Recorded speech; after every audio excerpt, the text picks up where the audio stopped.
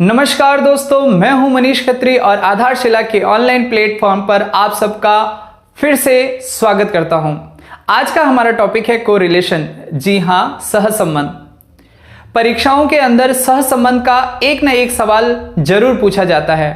कोई भी एक आरेख दे दिया जाता है और उसके अंदर एक सहसंबंध पूछा जाता है कि किस आरेख में पूर्ण धनात्मक सहसंबंध है या किस आरेख में पूर्ण ऋणात्मक संबंध है या किस आरेख में बिल्कुल कोई भी सहसंबंध नहीं है। इस प्रकार के प्रश्नों को किस प्रकार से हल किया जाता है वो आज हम सीखेंगे। चलिए शुरू करते हैं। यहां पर आपको सहसंबंध आरेख के कुछ उदाहरण दिए गए हैं। जैसे कि पहला उदाहरण, अगर पहले उदाहरण या पहले आरेख को हम देखें तो यह पूर्ण धनात्मक सहसंबंध है। सहसंबंध। इसी प्रकार हम इस आरेख को देखें तो यह पूर्ण ऋणात्मक सहसंबंध है। पूर्ण ऋणात्मक। और इसी प्रकार अगर हम इस आरेख को देखें तो यहां पर किसी भी प्रकार का सहसंबंध नहीं बन रहा है। अगर हम इसके मानों की बात करें तो इसका मान रहता है +1 का और इसका मान रहता है -1 का, और यहां पर कोई भी सहसंबंध न होने की वजह से इसका मान रहेगा 0। इस प्रकार के प्रश्न अक्सर परीक्षाओं में पूछे जा रहे हैं। किस प्रकार से हमने इसका मान निकाला, किस प्रकार से हमने यह ज्ञात किया कि कौन सा पूर्ण धनात्मक सहसंबंध है, कौन सा पूर्ण ऋणात्मक सहसंबंध है और किस में किसी भी प्रकार का सहसंबंध नहीं पाया जा रहा है। चलिए हम सीखने का प्रयास करते हैं।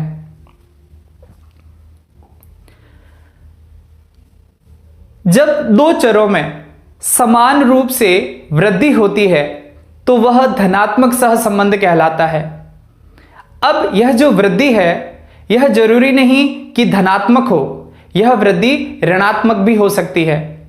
जब दो चरों में समान रूप से धनात्मक वृद्धि और समान रूप से ऋणात्मक वृद्धि होती है तो उसमें बनने वाले ग्राफ को हम धनात्मक सहसंबंध आरेख कहेंगे। चलिए उदाहरण से समझते हैं। माना कि यहां कोई डिमांड है, मांग चल रही है और उसकी पूर्ति यहां से हो रही है सप्लाई से। तो डिमांड के हिसाब से सप्लाई होता है। माना कि डिमांड 1 इकाई की है तो सप्लाई कितना होगा, 1 इकाई का। माना डिमांड 2 इकाई की है तो सप्लाई कितनी हो रही है, 2 इकाई की। इसी प्रकार से अगर डिमांड 3 इकाई की होती है तो वहां सप्लाई भी 3 इकाई की हो रही है। डिमांड 4 इकाई की हो रही है तो सप्लाई भी 4 इकाई की हो रही है। इसी प्रकार अगर डिमांड 5 इकाई की होती है तो सप्लाई भी 5 इकाई की हो रही है। इस प्रकार से यह सारणी एक धनात्मक सहसंबंध को प्रदर्शित कर रही है। अब यहां पर यह जरूरी नहीं है कि धनात्मक यानी कि बढ़ता हुआ क्रम हो वही धनात्मक सहसंबंध को प्रस्तुत कर रहा है। नहीं, यहां पर हम इस प्रकार से भी देख सकते हैं।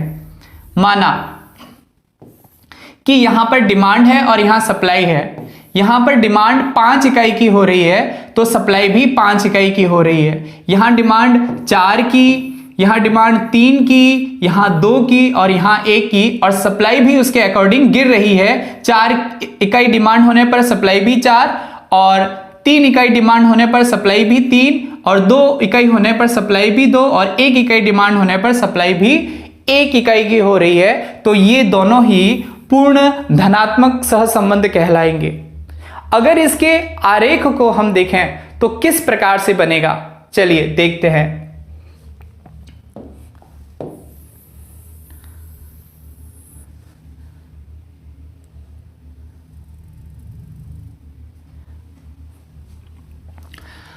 माना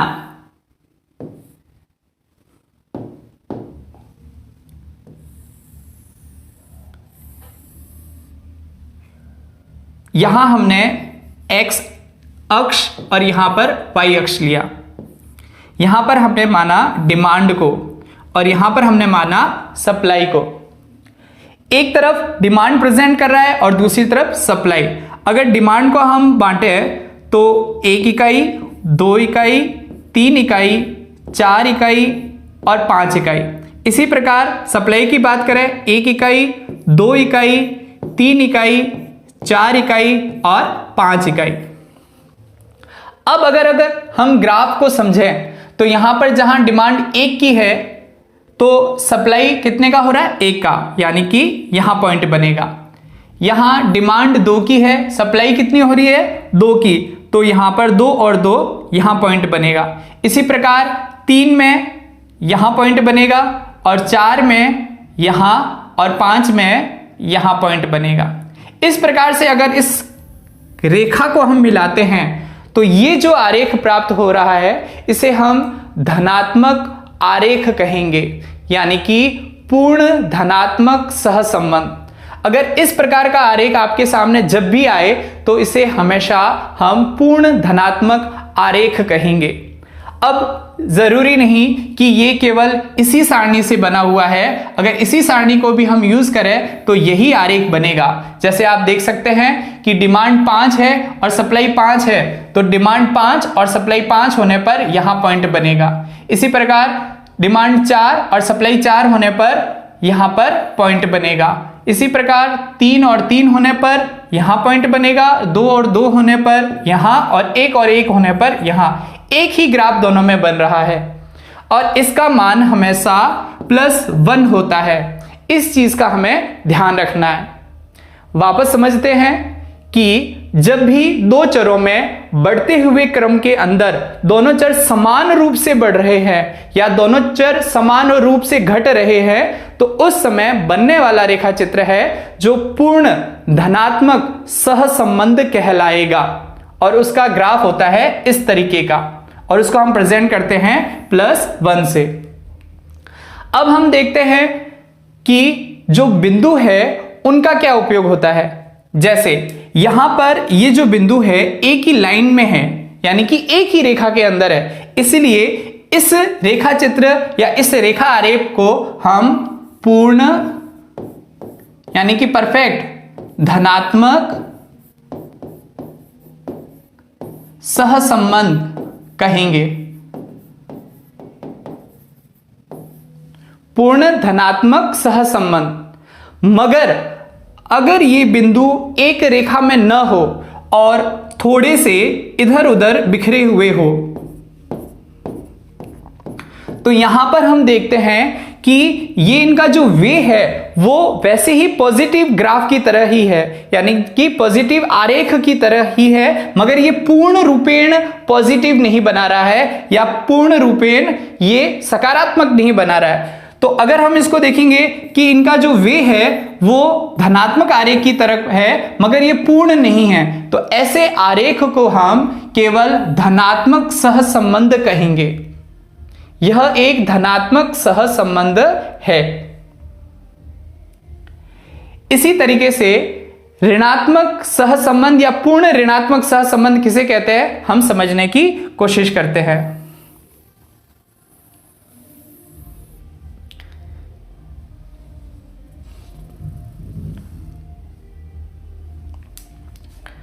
चलिए और यहां पर सप्लाई लेते हैं। अब यहां पर हम देखते हैं कि अगर डिमांड यहां पर 5 की हो रही है मगर उसके अकॉर्डिंग सप्लाई है जो 5 की न होकर केवल 1 की हो रही है। अब डिमांड यहां 4 की हो रही है मगर सप्लाई यहां पर 2 की हो रही है।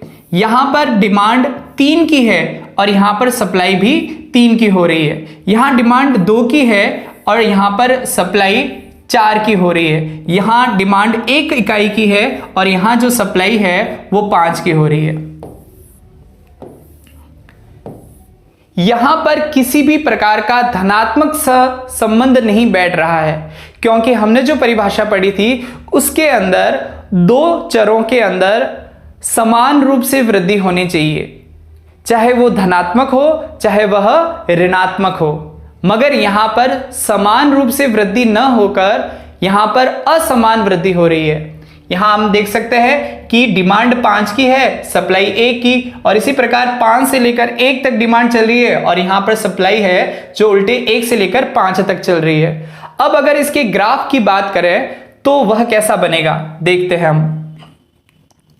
माना कि यहां पर हम ग्राफ बना रहे हैं, ये y अक्ष, यहां पर x अक्ष, यहां पर हमने लिया डिमांड और यहां पर लिया हमने सप्लाई। उसी तरीके से 1 इकाई, 2 इकाई, 3 इकाई, 4 इकाई और 5 इकाई, और इसी तरीके से सप्लाई की 1 इकाई, सप्लाई की 2 इकाई, 3 इकाई, 4 इकाई और यहां पर 5 इकाई। अब यहां पर हम देखते हैं कि किस प्रकार से ये जो डेटा है यहां फीड होते हैं। डिमांड में 5 इकाई है और सप्लाई में 1 इकाई है, तो बिंदु कहां बनेगा, बिंदु बनेगा यहां। इसी प्रकार से डिमांड में 4 इकाई है और सप्लाई में कितनी इकाई है, बिंदु बनेगा यहां। इसी तरीके से डिमांड में 3 इकाई है और सप्लाई में भी 3 इकाई है, तो डिमांड की 3 और सप्लाई की 3, तो बिंदु बनेगा यहां। इसी प्रकार से डिमांड की 2 इकाई है और सप्लाई की 4 इकाई है, तो बिंदु बनेगा इधर, और जहां डिमांड की 1 इकाई है और वहां सप्लाई की 5 इकाई है, तो बिंदु बनेगा यहां। अब इन बिंदुओं को अगर हम किसी रेखा से मिलाएं तो इस प्रकार से ग्राफ बनेगा। ये जो रेखा है ये बिंदुओं को मिलाते हुए है, तो हम देख सकते हैं कि जो पहला ग्राफ था धनात्मक सहसंबंध का वह किस प्रकार से है और ऋणात्मक सहसंबंध का ग्राफ किस प्रकार से है। इस प्रकार से ये जो ग्राफ है इसको हम कहेंगे पूर्ण ऋणात्मक सहसंबंध।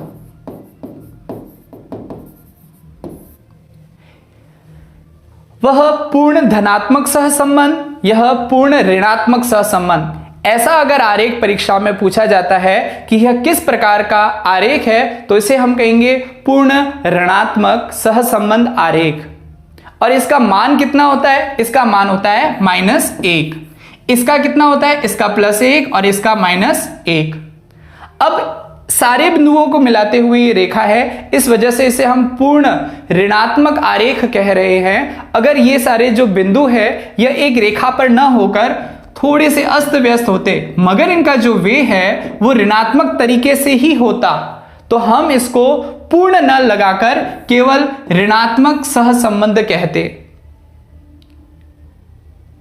हम इसे नेगेटिव कोरिलेशन कहते और इसे हम पॉजिटिव कोरिलेशन कहते। और अगर ये परफेक्ट है यानी कि पूर्ण है तो परफेक्ट पॉजिटिव कोरिलेशन और इसे परफेक्ट नेगेटिव कोरिलेशन। ठीक है, 4 चीजें हमने सीखी, एक पूर्ण धनात्मक सहसंबंध, एक धनात्मक सहसंबंध, पूर्ण ऋणात्मक सहसंबंध और ऋणात्मक सहसंबंध। और एक आरेख होता है जिसे हम कहते हैं कि उसमें किसी भी प्रकार का सहसंबंध नहीं पाया जा रहा है। अगर किसी ग्राफ के अंदर बिंदु अस्त व्यस्त है जो कि किसी भी कोरिलेशन को प्रदर्शित नहीं कर रहे हैं, न यहां पर धनात्मक सहसंबंध दिखाई दे रहा है न यहां कोई ऋणात्मक सहसंबंध दिखाई दे रहा है, इस प्रकार का जो सहसंबंध होगा वह 0 सहसंबंध कहलाएगा।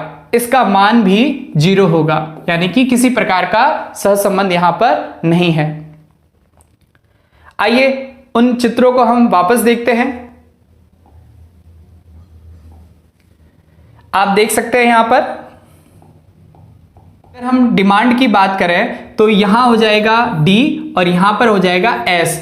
ये चर हम केवल मान रहे हैं, तो यहां पर अगर D को माने 1, 2, 3, 4 और 5, यहां पर सप्लाई को माने 1, 2, 3, 4 और 5, तो यहां पर हम देखेंगे कि इस प्रकार से यह एक पूर्ण धनात्मक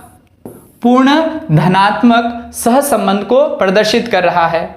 इसी प्रकार अगर हम यहां पर डिमांड को माने और यहां पर हम सप्लाई को माने 1, 2, 3, 4 और 5, 1, 2, 3, 4 और 5, तो यहां पर हम देखेंगे कि इस प्रकार का जो ग्राफ है वो पूर्ण ऋणात्मक सहसंबंध को प्रदर्शित कर रहा है। यहां पर इसका मान हमेशा +1 रहेगा और यहां पर इसका मान हमेशा -1 रहेगा। इसे हम स्ट्रॉन्ग पॉजिटिव कोरिलेशन या परफेक्ट पॉजिटिव कोरिलेशन भी कहते हैं, और इसे हम स्ट्रॉन्ग नेगेटिव कोरिलेशन या हम इसको परफेक्ट नेगेटिव कोरिलेशन भी कहते हैं। और यहां की बात आए तो यहां आप देख सकते हैं किसी भी प्रकार का नो कोरिलेशन, यानी किसी भी प्रकार का यहां पर सहसंबंध नहीं है और इसका मान हमेशा 0 रहता है। इसके जो बीच वाले ग्राफ है इन्हें भी हम देख लेते हैं। यहां पर हम देख सकते हैं कि पॉजिटिव कोरिलेशन को प्रेजेंट कर रहा है, वीक है मगर पॉजिटिव है। क्यों? क्योंकि इसका वे है इस तरीके से यहां जाता हुआ प्रदर्शित हो रहा है, तो इसको हम वीक पॉजिटिव कोरिलेशन या पॉजिटिव कोरिलेशन हम इसे कह सकते हैं। इसी प्रकार से यहां पर वीक नेगेटिव कोरिलेशन है, यानी कि इस प्रकार का ग्राफ है, ये यहां के वे को प्रेजेंट कर रहा है। पूर्ण ऋणात्मक सहसंबंध तो नहीं है मगर इसे हम ऋणात्मक सहसंबंध या वीक नेगेटिव कोरिलेशन कह सकते हैं। और यहां पर भी एक कोरिलेशन दिया हुआ है जो मध्यम नकारात्मक कोरिलेशन या मध्यम नकारात्मक सहसंबंध को प्रदर्शित कर रहा है। इस प्रकार से ऐसे जो आरेख आते हैं जो परीक्षाओं में पूछे जाते हैं उनका उत्तर हम आसानी से दे सकते हैं।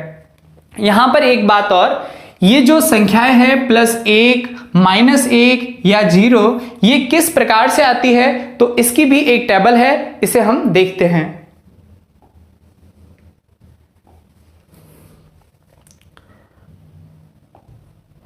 यहां पर आपको एक टेबल दिखाई दे रही है।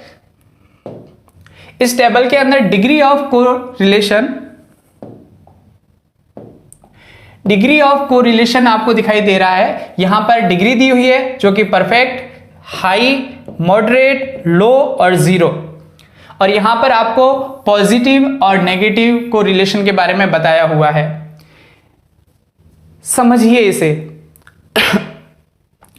परफेक्ट +1 -1, यानी कि जो परफेक्ट यानी कि पूर्ण धनात्मक सहसंबंध होता है, पूर्ण धनात्मक सहसंबंध होता है, उसका मान सदैव +1 रहता है।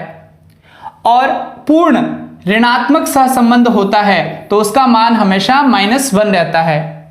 पूर्ण धनात्मक सहसंबंध का मान हमेशा +1, पूर्ण ऋणात्मक सहसंबंध का मान हमेशा -1 रहता है। और यहां हम बात करें कि अगर हाई पॉजिटिव कोरिलेशन यानी कि परफेक्ट पॉजिटिव कोरिलेशन का मान +1, परफेक्ट नेगेटिव कोरिलेशन का मान -1, और यहां पर हाई पॉजिटिव कोरिलेशन का मान रहेगा 0.75 से 1 के बीच, और यहां पर हाई नेगेटिव कोरिलेशन का मान रहेगा -75 से -1 के बीच में। इसी तरह मध्यम या मॉडरेट पॉजिटिव कोरिलेशन का मान रहेगा 0.25 से 0.75 के बीच, और मॉडरेट नेगेटिव कोरिलेशन का मान रहेगा -0.25 से -0.75 के बीच। और इसी प्रकार लो का रहेगा, लो पॉजिटिव कोरिलेशन का मान 0 से +0.25 के बीच, और लो नेगेटिव कोरिलेशन का मान रहेगा 0 से -0.25 के बीच में। ये जितने भी डिग्री ऑफ कोरिलेशन है ये कुछ प्रश्नों में काम आते हैं, जहां पर हम कार्ल पियर्सन के सूत्र का उपयोग करेंगे। वहां पर इनमें से कोई मान आता है और वहां पूछा जाता है कि किस प्रकार का यहां पर कोरिलेशन है। माना कि 0.75 किसी का उत्तर आता है तो वहां पर हम कहेंगे कि 0.75 किसमें प्रेजेंट हो रहा है, यहां पर। तो यहां पर उस प्रश्न के अंदर हाई पॉजिटिव कोरिलेशन को बताया हुआ है, यानी कि उच्च धनात्मक सहसंबंध को प्रदर्शित कर रहा है। इस प्रकार से कुछ प्रश्न हम अगले वीडियो में करने की कोशिश करेंगे। आशा करता हूं अभी तक जो भी आपको मैंने बताया है आप अच्छे से समझ गए होंगे, और आने वाली परीक्षाओं में अगर इस प्रकार के प्रश्न आते हैं तो आप उसे तुरंत हल कर लेंगे। मिलते हैं अगली वीडियो में, तब तक के लिए धन्यवाद।